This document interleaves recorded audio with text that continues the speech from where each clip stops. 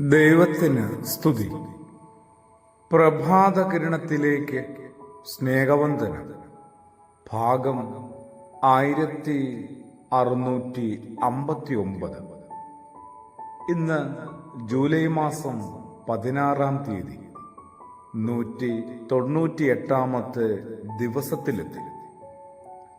ആഗ്രഹങ്ങളൊക്കെ നല്ലതാണ്.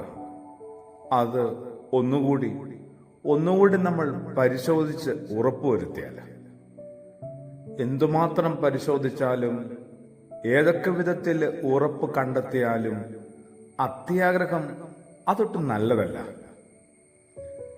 എന്തായാലും സമരിയ രാജാവായ ആഹാബിന് തോന്നിയത് ആഗ്രഹമാണോ അത്യാഗ്രഹമായിരുന്നോ, അതോ നമ്മുടെ നാട്ടുഭാഷയിൽ പറഞ്ഞ വല്ലാത്തൊരു ആർത്തിയായിരുന്നു? ഇസ്രായേൽക്കാരനായ നാബോത്തിനോടായിരുന്നു. രാജാക്കന്മാരുടെ 1-ാം പുസ്തകത്തിന്റെ 21-ാം അധ്യായത്തില് ഇങ്ങനെ രാജാവിന്റെ ഒരു വർത്തമാനം പറച്ചിലുണ്ട്. നിന്റെ മുന്തിരിത്തോട്ടം എനിക്ക് തരണം, പച്ചക്കറിത്തോട്ടമാക്കാൻ വേണ്ടിയാണ്, അതെന്റെ അരമനയുടെ അടുത്താണല്ലോ.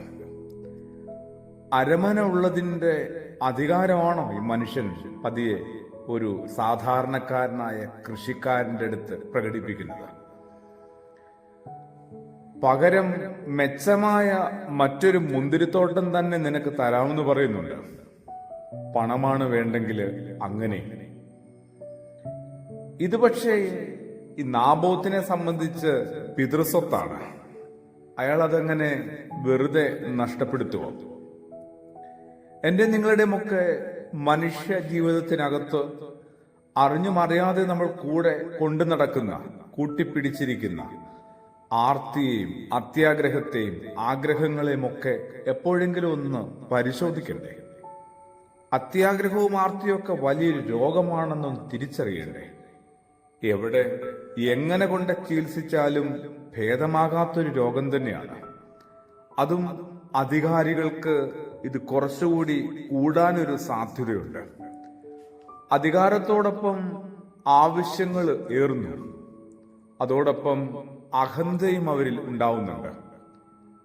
വിഭവങ്ങളോടും വൈകാരികതയോടുമൊക്കെ ഞാനും നിങ്ങളും ഒരു മിതത്വം പാലിക്കാനായിട്ട് പഠിക്കണ്ടേ? എന്തുകൊണ്ടാണ് പറ്റാതെ പോകുന്നത്?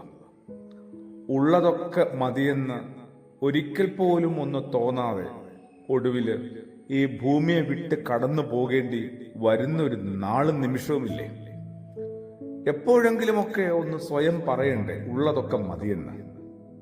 ആർത്തിക്കും അരുതാത്ത അത്യാഗ്രഹങ്ങൾക്കും വല്ലാത്ത മോഹങ്ങൾക്കും തുടർന്നു വരുന്ന വ്യാമോഹങ്ങൾക്കും ഒടുവിൽ നമ്മൾ ന്യായീകരണങ്ങളൊക്കെ കണ്ടെത്തുന്നുണ്ട്. അത് എൻ്റെ അരമനയുടെ തൊട്ടടുത്താണല്ലോ എന്ന പേരില്. ഒന്നും കൂടി നമ്മളുടെ ജീവിതത്തെ ഒന്ന് ശുദ്ധീകരിക്കാനായിട്ട് നല്ലൊരു പരിശോധന ആവശ്യമാണ്. അതും സത്യസന്ധമായി പ്രാർത്ഥനയോടുകൂടി. ആമേൻ.